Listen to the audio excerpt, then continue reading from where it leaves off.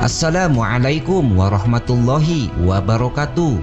Apa kabar sahabat beriman?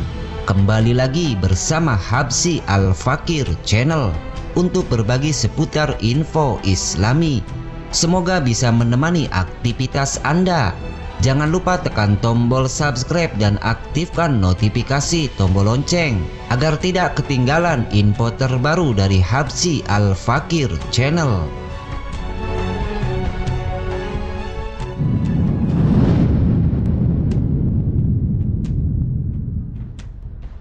Kita sering mendengar bahwa Isra Mi'raj adalah peristiwa yang sangat bersejarah bagi umat Islam, di mana Rasulullah SAW atas perintah Allah Subhanahu wa Ta'ala melakukan perjalanan malam dari Masjidil Haram ke Masjidil Aqsa dan ke Sidratul Muntaha. Yang menarik adalah dikaitkannya kewajiban sholat 5 waktu dengan hasil tawar-menawar 50 waktu dalam perjalanan Mi'raj tersebut. Padahal ketetapan sholat termasuk salah satu perintah Allah kepada Rasul yang paling awal. Sejak hari pertama kerasulan, Nabi melakukan sholat bersama Khadijah, Ali dan kemudian dengan pengikut lain. Ada secuil peristiwa Isra Mi'raj yang sering terlewatkan oleh kita, yakni doa malaikat pemikul arsy. Menurut Al-Quran, setiap hari malaikat pemikul arsy dan malaikat sekitarnya gemuruh membacakan zikir dan doa. Mereka berzikir memuja kebesaran Allah dan juga berdoa untuk kaum beriman. Doa dan zikir inilah yang didengar Rasulullah SAW sebelum melihat malaikat Jibril di Sidratul Muntaha.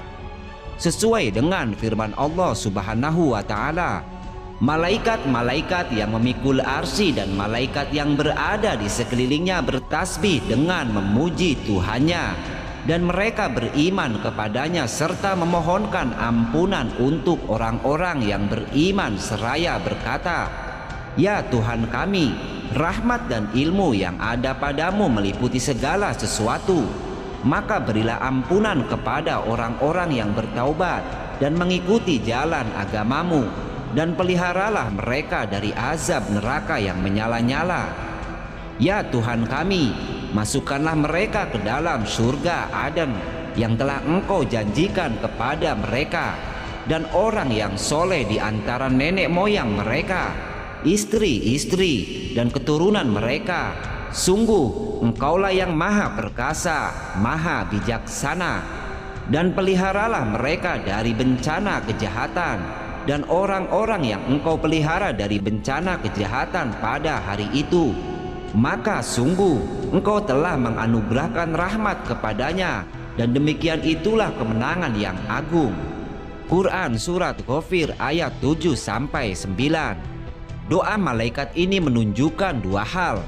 Yang pertama, di bumi ini ada orang yang selalu didoakan para malaikat. Dan kedua, mereka didoakan malaikat untuk dimasukkan ke dalam surga beserta seluruh keluarga, orang tua, istri, dan anak cucunya. Siapa gerangan orang yang beruntung ini? Allah menyebutkan tanda-tanda mereka dengan jelas. Kembali ke jalannya. Manusia dilahirkan dalam keadaan fitrah, dalam kesucian. Tetapi dia juga makhluk yang lemah, yang dalam perjalanan hidupnya kerap terpedaya oleh hawa nafsunya dan meninggalkan fitrahnya. Lewat hati nurani, fitrah sering membisikkan kejujuran, kesucian, ketaatan dan kesalehan. Fitrah inilah yang sering menegur kita.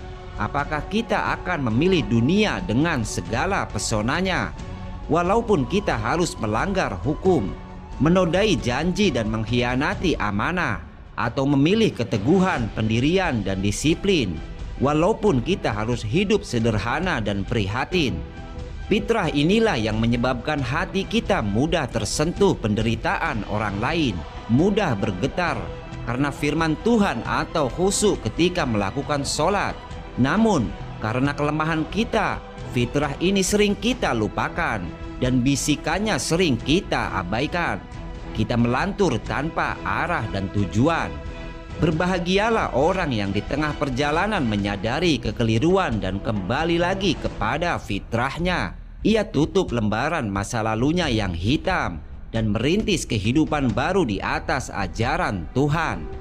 Orang-orang seperti itulah yang didoakan malaikat.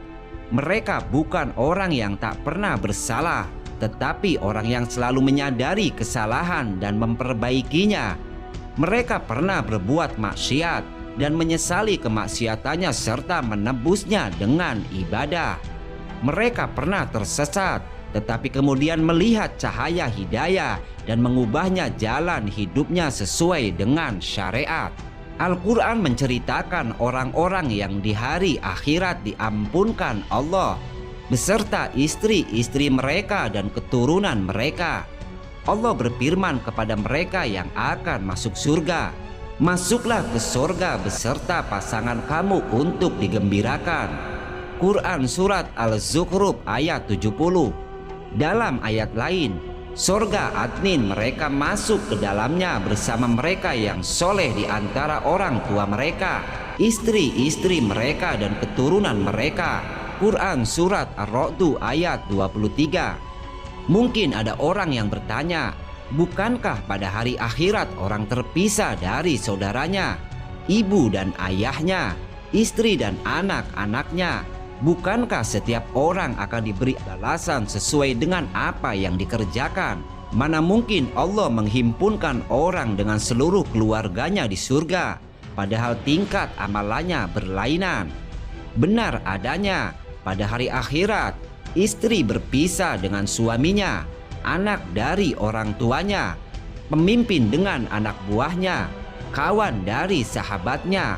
Tetapi ini hanya berlaku bagi orang kafir, orang durhaka, atau orang yang tidak mengisi hidupnya dengan iman dan amal soleh. Firman Allah Subhanahu wa Ta'ala, pada hari itu sahabat-sahabat menjadi musuh sama lain kecuali orang-orang yang bertakwa. Quran Surat Al-Zukhruf ayat 67. Hanya orang takwa. Karena itu, bila orang lain menyatakan hanya maut yang memisahkan kita, suami istri yang bertakwa akan berkata, bahkan maut pun tidak akan sanggup memisahkan kita, sesuai dengan firman Allah, "Masuklah kamu ke dalam surga beserta istri-istri kamu." Bila orang berduka karena ditinggal wafat oleh orang yang dicintainya, seorang muslim masih menyimpan harapan karena kelak di hari akhirat Allah akan menghimpun mereka kembali. Syarat untuk itu hanya satu, yaitu takwa. Takwa mesti diwujudkan dalam iman dan amal soleh, keluarga, kumpulan golongan yang diikat oleh iman dan amal soleh tidak akan terpisah sampai hari akhirat sekalipun. Amal soleh menurut arti katanya ialah karya yang baik, karya yang mendatangkan manfaat. Allah berfirman, Allah menciptakan kematian dan kehidupan untuk menguji siapa di antara kamu yang paling baik karyanya.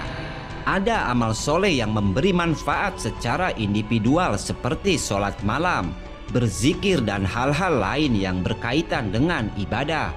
Ada amal soleh yang selain bermanfaat bagi pelakunya, juga bermanfaat bagi orang lain, seperti membebaskan orang-orang dari kebodohan, keterbelakangan, dan kemiskinan. Kita menyebut amal sosial ini dengan istilah membangun. Menurut Islam, amal sosial ini dinilai lebih tinggi dari amal-amal individual. Ketika Rasulullah SAW ditanya, amal apa yang paling utama wahai Rasulullah? Nabi menjawab, seutama-utama amal ialah memasukkan rasa bahagia pada hati orang yang beriman, yaitu melepaskannya dari rasa lapar, membebaskannya dari kesulitan, dan membayarkan utang-utangnya. Sekali lagi, karakteristik orang-orang yang didoakan malaikat pemikul arsy dan dihimpunkan bersama keluarganya adalah takwa. Takwa diwujudkan dan bentuk iman dan amal soleh. Rasulullah mendengar gemuruh doa para malaikat yang memikul arsy, sementara kita tidak mendengarnya. Namun, melalui Al-Quran, kita mengetahui bahwa hingga saat ini pun mereka bertasbih dan berdoa untuk orang-orang yang bertakwa, untuk orang yang meyakini Allah, Rasul-Nya, kitabnya, serta mengisi hidupnya dengan amal yang bermanfaat dan berserah diri kepada Allah, serta berbuat kebaikan pada sesama manusia. Wallahu a'lam. Mungkin ini yang dapat kami sajikan dalam kesempatan kali ini. Semoga bermanfaat dan bisa diambil hikmahnya.